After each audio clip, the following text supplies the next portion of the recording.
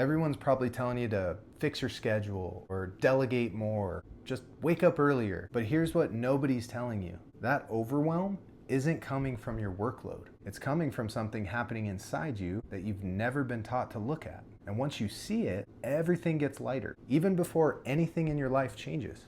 I'm going to show you exactly how to work with that in this video. This is Practical Peace, where we take real, everyday challenges we all deal with, and we apply principles from the world's greatest spiritual traditions. We're in a series on finding peace in the workplace, and today we're looking at how to stop being overwhelmed without having to quit your job.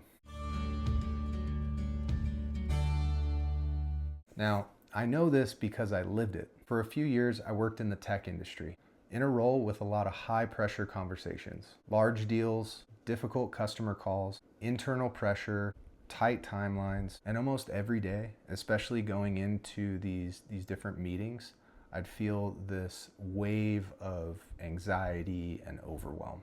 It wasn't just the work itself, it was the pressure going into it, the anticipation, the feeling that everything mattered all at once. I kept thinking the solution was to just push harder, wake up earlier, get more organized, just power through. But that never solved it. If anything, it made it worse. What I started to realize is that overwhelming feeling wasn't just coming from the job. It was coming from everything I was feeling internally that I wasn't paying attention to. And that experience is a big part of why I started this channel. Now, if you're someone who wants to go deeper than the usual advice, who suspects the real answers are internal rather than external, this channel's for you. Hit subscribe so you don't miss what's coming. Now let's get into it. So here's what it actually looks like. You sit down at your desk and almost immediately your mind starts running. Emails, meetings, deadlines, things you forgot, things coming up, all the things you need to do.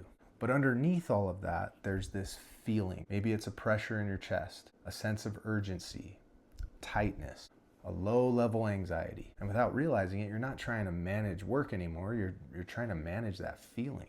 And that's what makes everything feel so heavy, so daunting. Here's what to do instead. It's a simple move. Just pause. Not to think more, but to notice. Instead of staying focused on everything outside of yourself, you're going to shift your attention inward for just a moment. Eckhart Tolle went from living in near constant anxiety and depression to becoming one of the most influential spiritual teachers. He wrote The Power of Now, which was super influential to me and is essentially a roadmap to finding peace. He wrote, "Make it a habit to ask yourself, what exactly is going on inside me at this moment?" So take a sec. What is going on inside you right now? How does it feel? And don't try to name it or figure it out. Just notice the sensation itself. Is there a tightness somewhere? A heaviness? Where is it? Is it in your chest, in your shoulders, your back? For me, it's almost always in my chest. Now, here's the key. You're not trying to label it or analyze it. You just want to become aware of it. That awareness alone of turning your attention right to it, it begins to create a little space. Sometimes that alone can create enough space to bring some relief. That's the first step. You're just gonna notice what sensation's going on inside you. Now, step two is allow. This is the part that changes everything. Most of us spend all of our time just trying to get away from uncomfortable feelings. We'll try to distract ourselves, jump on our phones, doom scroll, all in an effort to just not feel what we're feeling. Because it doesn't feel good. When you just don't want to feel that resistance is what keeps that thing in place. David Hawkins, you may have heard of him. He was a psychiatrist and a consciousness researcher. He spent decades studying how our emotions affect everything from our mental state to our actual physical health. His book, Letting Go, has changed a ton of people's lives, including mine. He said it very simply, what you resist persists. So instead of trying to get rid of the feeling or pushing it away, just let it come up, let it be there. Let the pressure be there. Let the anxiety be there. Whatever it feels like, whatever the sensation is, just let it be there. Let it be there without judging it and without trying to change anything. Here's the key of what makes that possible. Hawkins also writes, You are not your feelings. The real you is merely witnessing them. We're not our thoughts. We're not our feelings. We are the one watching. We are the one observing. We are the conscious being that is able to observe. You're no longer inside the storm. You're the one observing it. And when you stop fighting it, something interesting happens. It starts to shift. That emotion becomes a little lighter. Now, it may not disappear instantly. And oftentimes, like if it's something you've had for a long time, if you've been overwhelmed in your job for a long time, it might not go away right away. But just being aware of it and putting your attention on it, you kind of shine your spotlight on it. It'll start to soften. What happens is you create more space for that to come up, and you take away the resistance. It allows the peace underneath to start shining through. Hawkins described our negative emotions like clouds, and our real self, our true state, is the sun. He specifically writes, when the clouds are removed, the sun shines forth, and we discover that peace was there all along. So that's what you're doing when you allow it. You're not creating peace, you're just uncovering it. So that's step 2, where you're allowing it to come up. Allow yourself that space to have those emotions. Now here's where we get to the action. Step 3 is proceed. So now that you've noticed what you're feeling and you've allowed it to be there and run its course, the next step is to proceed with some conscious action. Now here's where you act, but from a different place or a different state. Now, Viktor Frankl was a psychiatrist who survived the Nazi concentration camps. He went on to write one of the most influential books of the 20th century called Man's Search for Meaning. And what he discovered in some of the most extreme conditions imaginable was that between stimulus and a response, you have this space. In our space is our power to choose our response. So basically, you can't control your external circumstances sometimes, but you can control your perspective and how you react to any given situation.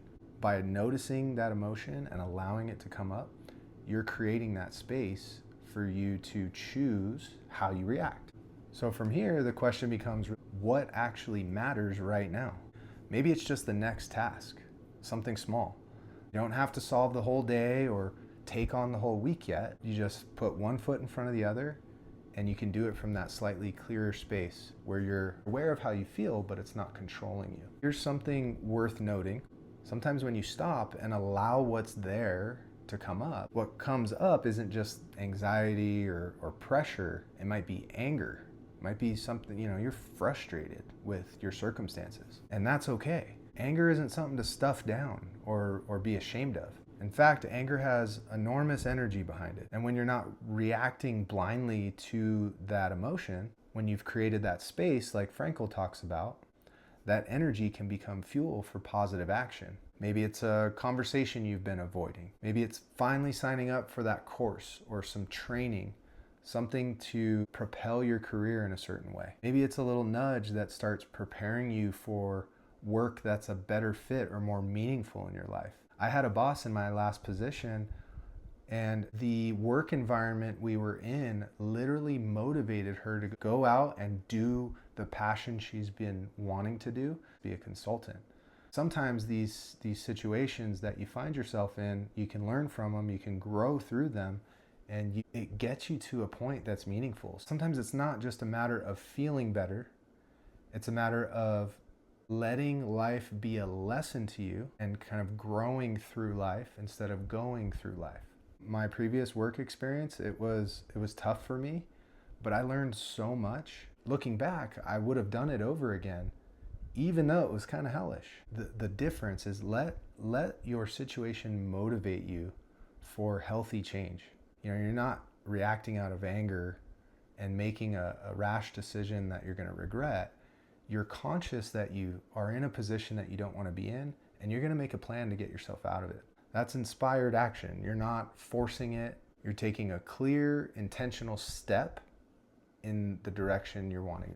Everyone's in a situation that's unique to themselves, and it's something, if you look at life like you're in a classroom and you're learning something about yourself And your situation is unique to yourself and what you need. So that pressure or that anxiety, maybe even the anger, it's not your enemy. It's information. And when you stop fighting it and you allow it to be there, it'll show you exactly what needs attention. So that's the shift. Just a different relationship or perspective with what's happening inside you. And not a new job, at least not yet. You'll also notice that once your internal state starts to shift, you'll look at your circumstances a little bit differently. So notice it, allow it, and then move intentionally from that clearer space. Try that once today, even for 60 seconds, and you should feel the difference. Not because your circumstances changed, but because you did. So one ask I have before you go, I would love a comment from you. Drop a comment below. Let me know what you're struggling with in your day-to-day. Is it work? Is it your home life? Is it relationships, your kids?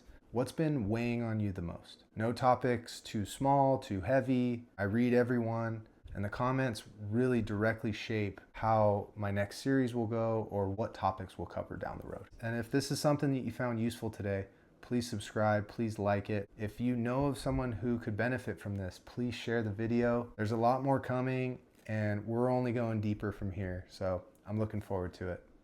Thanks.